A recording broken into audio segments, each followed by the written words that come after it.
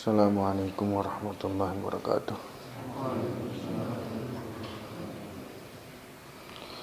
Nahmaduhu wa nusalli wa nusallimu ala rasulihil karim wa ala alihi wa sahbihi ajma'in.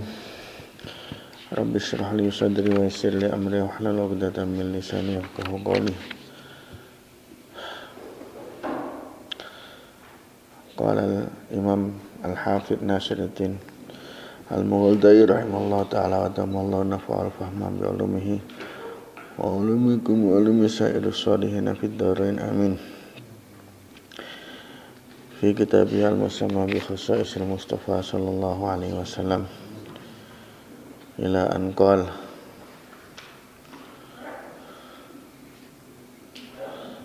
wa itiyani Jibril lantakani Jibril alaihissalam bi aniyatin kelawan wadah min nabanin saking susu wa aniyatin lan wadah min khamrin saking khamar fahtara mongko milih sapa Kanjeng Nabi al-labana ing susu lil fitrati karena arai fitrah wa usriya lan dene sraake sapa Nabi toh dene sraake bi kelawan Nabi sapa bi Nabi. Isra itu maknanya perjalanan malam. Ila sama itunya maring langit tentunya. Wala sabiati tibakilan maring 7 tingkat. Wa ila sidratil muntaha lan maring sidratul muntaha. Haruyatih lan ningalini Nabi lil Baitul Ma'mur maring Baitul Ma'mur. Termasuk dari khasaisnya Rasulullah sallallahu alaihi wasallam adalah Jibril alaihissalam ketika di Baitul Maqdis ini, Baitul Muqaddas, setelah Nabi SAW mengimami para anbiya alaihi wassalatu wassalam, maka Jibril alaihissalam datang dengan membawa wadah. Ada wadah yang berisi susu dan wadah yang berisi khamr. Maka Nabi SAW diminta untuk memilih tanpa diberitahu rahasia di balik wadah-wadah ini apa. Pokoknya disuruh milih ya silahkan mau minum yang mana. Ternyata baginda Rasulullah SAW memilih untuk mengambil wadah susu dan meminumnya. Maka kemudian Jibril alaihissalam mengatakan, engkau telah tepat atau engkau telah mendapatkan yang sesuai yang pas dengan fitrah. Kalaulah misalnya engkau kok memilih yang khamr, maka umatmu ini akan tersesat. Jadi sesuai dengan fitrah. Makanya agama Islam itu adalah agama yang paling sesuai dengan fitrah. Syariatnya itu paling sesuai dengan fitrah. Fitrah itu tidak sama dengan nafsu. Fitrah itu tidak sama dengan nafsu. Seringkali syariat agama tidak sesuai dengan nafsu. Tapi tidak ada syariat agama kok tidak sesuai dengan fitrah. Kalau misalnya dirasa kok kayaknya nggak sesuai dengan fitrah, ini berarti fitrahmu yang dipertanyakan. Kenapa? Karena sebetulnya namanya fitrah itu apa? Fitrah itu sebetulnya naluri dasar yang dengannya yang Allah Ta'ala ciptakan manusia ini sejak awal, yang dengannya manusia berjalan. Ya, dengannya manusia berjalan untuk hidupnya, untuk Orang fitrahnya lapar. Kemudian setelah lapar makan, setelah makan jadinya kenyang, ini fitrah. Terus napa meneh fitrah? Ada orang haus terus minum, ini fitrah. Jadi semacam kayak bukan kebiasaan ya, sesuatu yang memang Allah Ta'ala ciptakan dalam diri manusia, yang dengannya dia berjalan. Cuma kadang-kadang fitrah ini tertutupi dengan kebiasaan-kebiasaan atau anggapan-anggapan. Gitu loh. Makanya ketika kita kok merasa wah ini kok enggak cocok dengan fitrah saya, atau kita mengatakan ini enggak sesuai fitrah ini. Nah, yang perlu dipertanyakan itu apakah fitrah kamu itu masih murni atau enggak? Wis kecampuran macam-macam gitu loh. Kalau fitrah kamu kok masih murni, maka tidak bisa tidak pasti bisa menerima agama Islam dengan seluruh syariatnya. Ini pasti bisa. Nah, cuma kalau fitrah nggak murni ya namanya nggak murni kok. Ya, namanya sudah nggak murni, sudah rusak, ini kan tidak bisa dijadikan sebagai standar lagi. Nah, ini yang perlu kita pahami tentang fitrah itu. Ya, kalau fitrah yang masih murni itu pasti bisa menerima. Nah, fitrah yang murni pasti bisa menerima. Berapa banyak dalam cerita di kejadian sejak zaman sahabat sampai zaman sekarang, itu orang menemukan kebenaran Islam itu hanya dari fitrahnya saja. Justru mereka itu misalnya kayak orang-orang Arab Badui, orang kampung yang masih murni-murni itu ya kan, tidak disusup-susupi dengan kamuflase, dengan keinginan-keinginan dan lain sebagainya. Mereka malah dengan mudah menemukan fitrahnya, akhirnya langsung masuk Islam. Maka ini adalah yang dinamakan fitrah. Nanti ada hadis yang lain tentang fitrah. Maknanya lain lagi, itu ada. Misalnya kayak hadis khamsun minal fitrah, ya kan? Ada 5 perkara termasuk fitrah, yaitu mencukur kumis, memanjangkan jenggot, khitan. Nah, itu maknanya lain lagi. Ada sebagian ulama mengatakan ya masih fitrah, ini ada yang mengatakan makna fitrah di situ adalah adatul anbiya. Tapi yang dikehendaki di sini adalah ini. Ya. Kemudian kalau ada sedikit rodok ora patek fitrah, ya. Misalnya gini, kayak dini saiki kita puasa. Nah, ini kan malah disuruh lapar. Padahal fitrahnya orang kalau lapar makan. Tapi kita disuruh menahan diri. Niki bukan mukhalafah, bukan mukhalafatul fitrah, nggih. Nah, ini bukan kok njuk syariat tidak sesuai atau melawan fitrah, enggak. Ini itu hanya satu bentuk dari bentuknya mujahadah, gitu loh. Satu bentuk dari bentuknya mujahadah. Toh kita bukannya dilarang makan toh, hanya ditunda sebentar waktunya. Ya enggak ada kita kok njuk dilarang total, enggak ada. Ditunda saja. Biasanya makan bebas, ini disuruh nunda sampai maghrib. Bahkan yang larang total malah nggak boleh toh, wisol, ya, wisol malah tidak boleh. Demikian juga yang lain, misalnya kayak sekarang kita lagi puasa kok malah nggak boleh, pakai wangi-wangian misalnya, nggak boleh siwakan setelah zawal misalnya, atau nanti syariat haji misalnya, dimana malah yang disukai adalah berdebu, kusut. Nah itu semua tidak bertentangan, hanya mujahadah terus mengakhirkan bagian dari fitrah itu sedikit gitu. Tapi tidak kok njuk bertentangan. Nek bertentangan itu kowe biasanya fitrah maju melaku maju dikon melaku mundur, ya itu jenenge mukhalafah fitrah. Jadi perlu difahami seperti itu. Wa usriya bihi ila sama'i dunya. Nabi SAW diisrakan pertama ke langit dunia. Terus dari itu naik lagi kepada tujuh tingkatan. 7 tingkat ya, karena langit itu 7 tingkatan. Wa ila sidratil muntaha, dan kemudian menuju ke sidratul muntaha. Sidratul muntaha itu tempat yang paling tinggi. Kemudian setelah sidratul muntaha baru arasnya Allah Subhanahu wa taala. Piye sidratul muntaha ya ora ngerti. Ora ngerti. Ning ada sebagian hadis itu memang sidratul muntaha itu sifatnya adalah sifat pohon sidr atau pohon bidara. Namun yang sangat besar.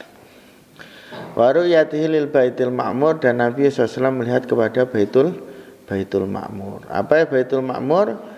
Itu adalah ya satu bangunan ya, di langit seperti Ka'bah di dunia, yaitu menjadi kiblatnya para malaikat di langit.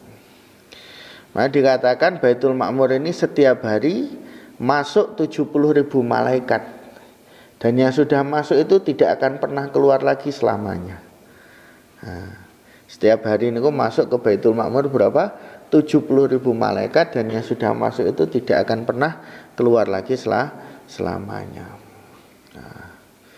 Nah, kekuasaan Allah SWT. Nah, Ka'bah kita yang di dunia ini itu nyambung dengan Baitul Ma'mur. Ka'bah kita yang di dunia itu nyambung sampai dengan Baitul Ma'mur. Wastiftahi Jibril alaihi salam, nan amrih bukaani Jibril alaihi salam lahu kedua nabi inda abwa bisamai ing dalam tumekane ketika sampai ke pintu-pintu langit. Fataqulu mongko ngendika sapa al malaikat tuman niku sapa ta anta utawi sira. Faqulu mongko ngendika sapa Jibril utawi ingsun iku Jibril. Faqulu waman iku sapa ta maka sartane sira. Faqulu ngendika sapa Jibril Muhammadun sallallahu alaihi wasallam, sartane ingsun iku Muhammad sallallahu alaihi wasallam. Faqulu awaqat bu isa ilahi ana ta wis den utus sapa sira ilahi marang Muhammad. Faqulu qad bu isa teman-teman nus dan utus ilahi maring Muhammad. Fayaftahuna lahu mongko padha buka sapa malaikat lahu kedue nabi wa mulaqatihi lan bertemune nabi sallallahu lil anbiya'i maring para anbiya bena samawati ena mantarane langit-langit wa tarhibihim lan sambutane para anbiya bihi kelawan nabi.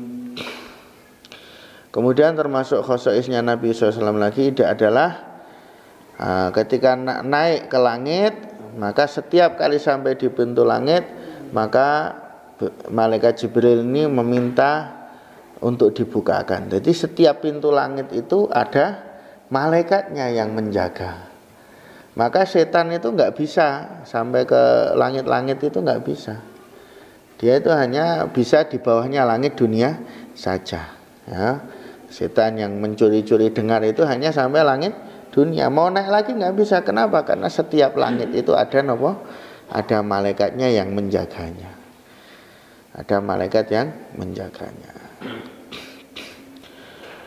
Maka terus malaikat tadi bertanya, kan mengetuk pintu minta dibukakan. Maka malaikat bertanya, siapa kamu? Dia katakan Jibril.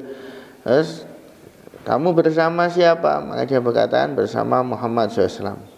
Apakah sudah diutus? Apakah memang kamu itu ditugaskan untuk membawa dia ke sini? Maka jawabnya iya, sudah diutus untuk membawanya. Maka kemudian dibukakan. Itu menunjukkan apa?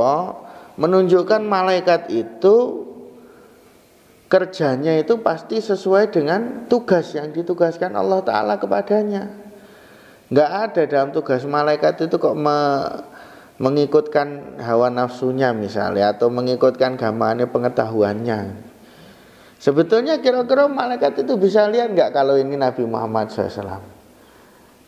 Nah, cara kita ini Nabi, makhluk yang paling mulia, layaknya sudah selayaknya untuk dibukakan pintu, ya enggak? Tapi nyatanya karena memang ini adalah tugas dari Allah Subhanahu wa Ta'ala, ya dia tanya dulu, kamu itu memang sudah ditugaskan untuk membawa dia atau enggak? Misalnya kalau jawabannya enggak, ya walaupun bersama Rasulullah tetap enggak boleh dibukakan. Enggak dibukakan. Nah, kayak kita ini kan ada kompromi-kompromi, ya. Nah, wah ini guruku, ustadku, ini Masya Allah ini Pak Presiden, ini fulan, nah, bukakan lah. Nah, kadang-kadang begitu. Tapi kalau malaikat enggak.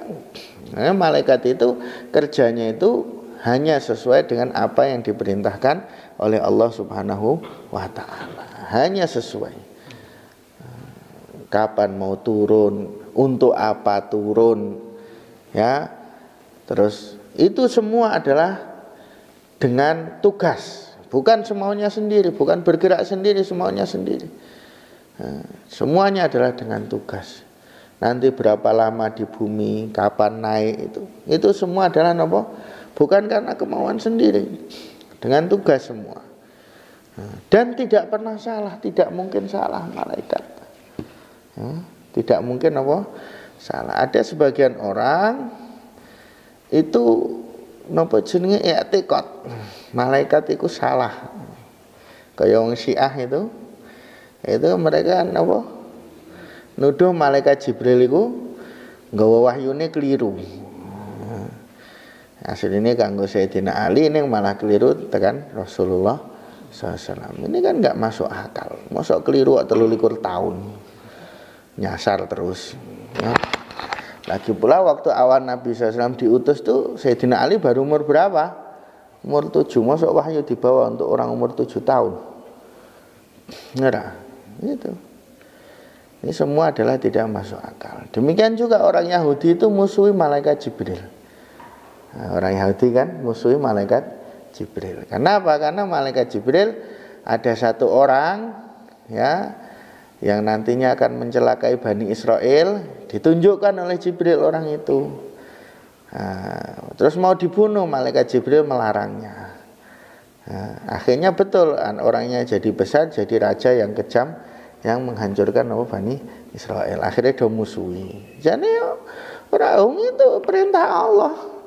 Malaikat Jibril menunjukkan juga perintah Allah, melarang membunuh juga perintah Allah. Makanya dalam Al-Qur'an kan kul man kana aduwwan li Jibrila fa innahu nazzalahu ala qalbika bi idznillah. Ya kan? Musaddiqan lima baina yadayhi wa tawabbushra lil mu'minin man kana aduwwan lillahi wa malaikatihi wa rusulihi wa Jibrila wa Mikala fa innallaha aduwwun lil kafirin. Ya dah. Jadi musuhi malaikat Jibril, musuhi malaikat siapapun itu padha karo musuhi Allah Ta'ala. Kenapa? Karena mereka tidak melakukan sesuatu pun kecuali itu adalah perintah dari Allah Subhanahu wa Ta'ala. Kenapa tidak setiap waktu malaikat perang bersama Nabi? Kenapa? Ya wis tugasnya ngono kuwi kok. Perang Badar, malaikat perang bersama Rasulullah SAW. Perang Uhud kok enggak? Ya terserah Allah.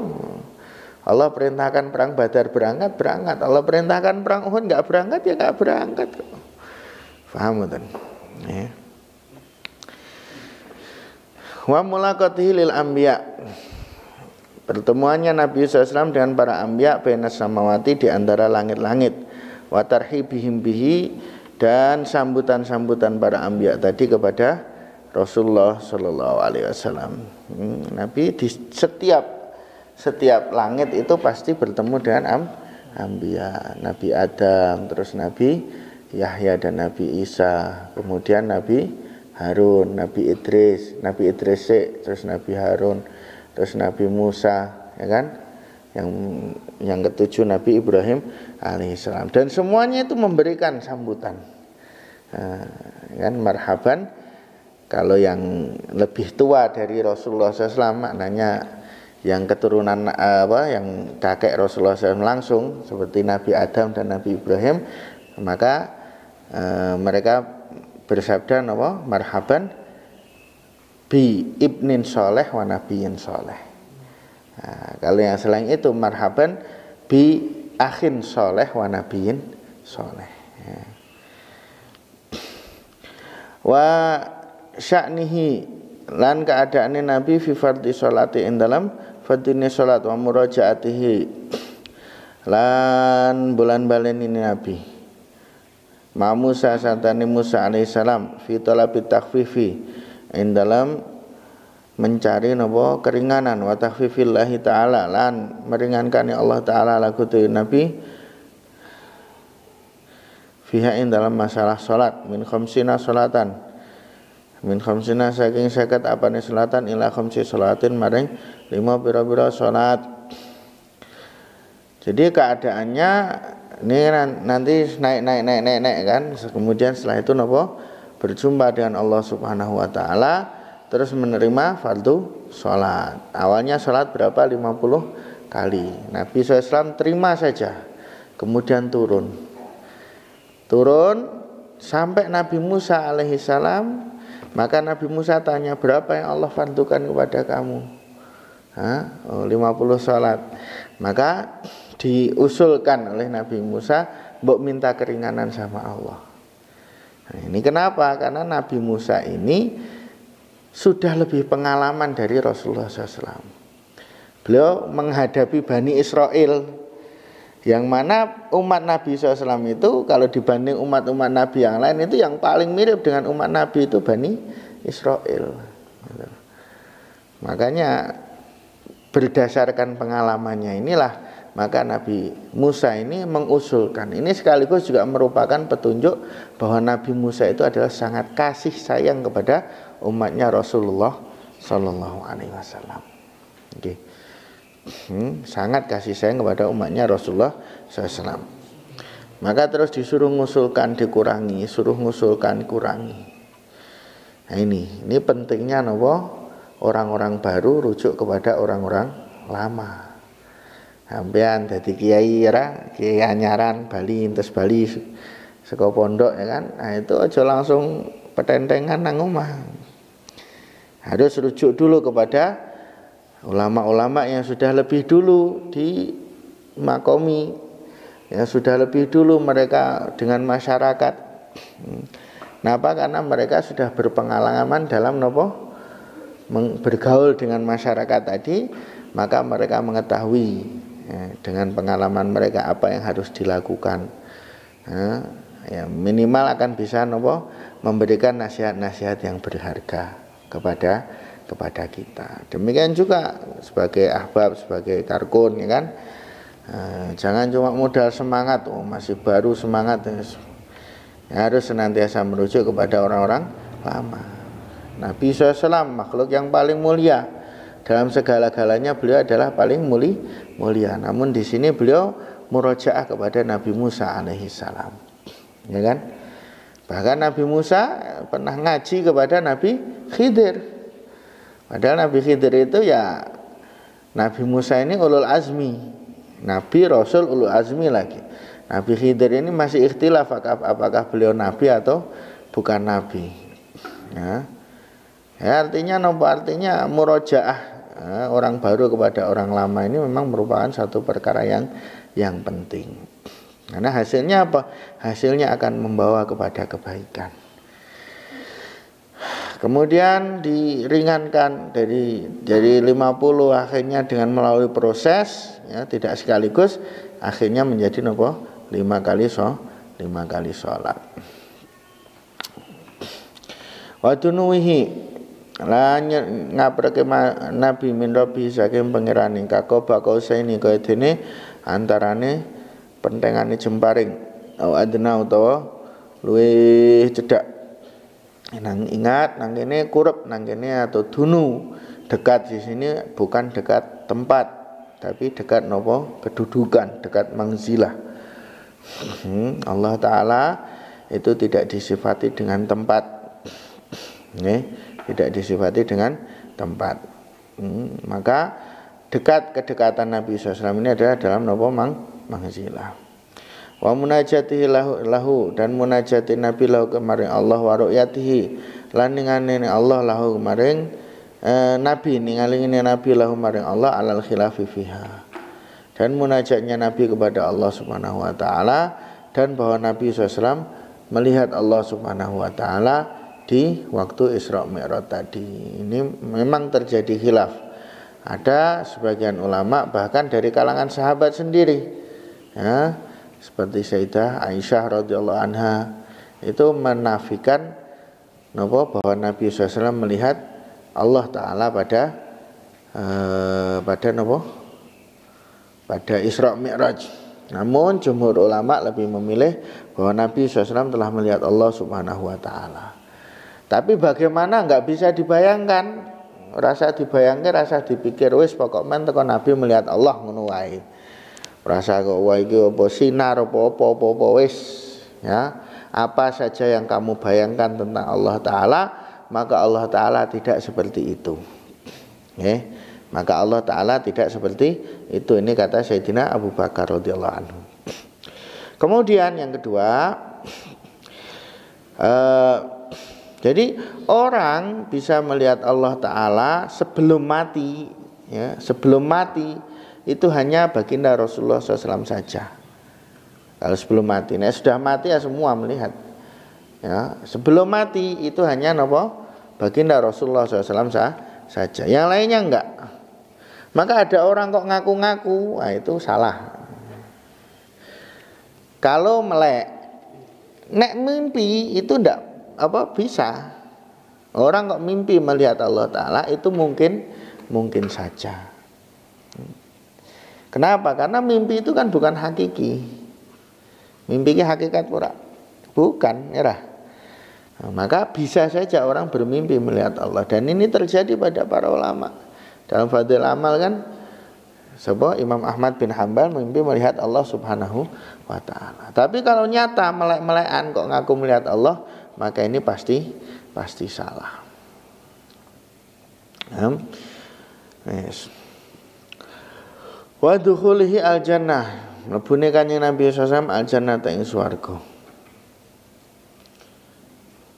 Jadi masalah melihat Allah tadi ketika di dunia yang bisa melihat Allah secara melek hanya baginda Rasulullah SAW saja, yang lainnya tidak bisa. Kalau mimpi itu lain. Kemudian nanti ketika mati melihat, di mahsyar melihat, di akhirat. Nah, ini akan menjadi nikmat yang khusus bagi hamba-hamba yang khusus. Jadi penglihatan, kenapa? Karena melihat Allah Ta'ala itu ada merupakan satu nikmat yang khusus, satu anugerah yang khusus. Maka nanti di akhirat atau di surga nanti, seberapa sering orang bisa melihat Allah itu bergantung pada seberapa dekat dia di sisi Allah Subhanahu wa Ta'ala. Jadi ngukur derajatnya orang itu dengan melihatnya pada Allah Ta'ala. Ada orang yang cuma diizinkan seminggu sekali, ada orang yang diizinkan berapa hari sekali, ada yang diizinkan setiap kali, sehari 2 kali, ada yang diizinkan setiap kali. Nah, mereka inilah orang-orang yang khusus. Bahkan kalau orang yang khusus ini, maka nikmatnya sing berupa istana berupa malah nggak patek. Kenapa? Karena mereka sibuk dengan nikmat melihat Allah Subhanahu wa Ta'ala. Wujuhu yawma idzin nadhirah ila rabbiha nadhirah. Wajah saat itu wajahnya begitu berseri-seri. Kenapa? Karena mereka melihat kepada Tuhannya.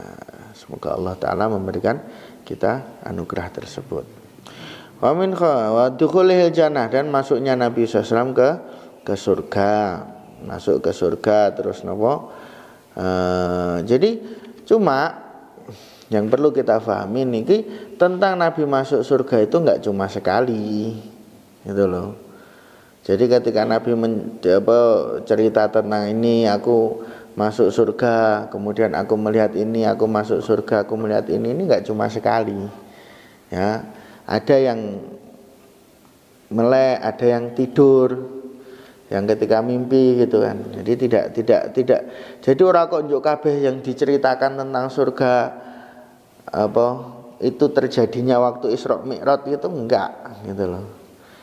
Nah, beberapa itu misalnya kayak soal sandale Bilal, soal itu memang jenenge waktu Isra Mi'raj. Tapi yang lainnya ada juga yang bukan waktu Isra Mi'raj kan.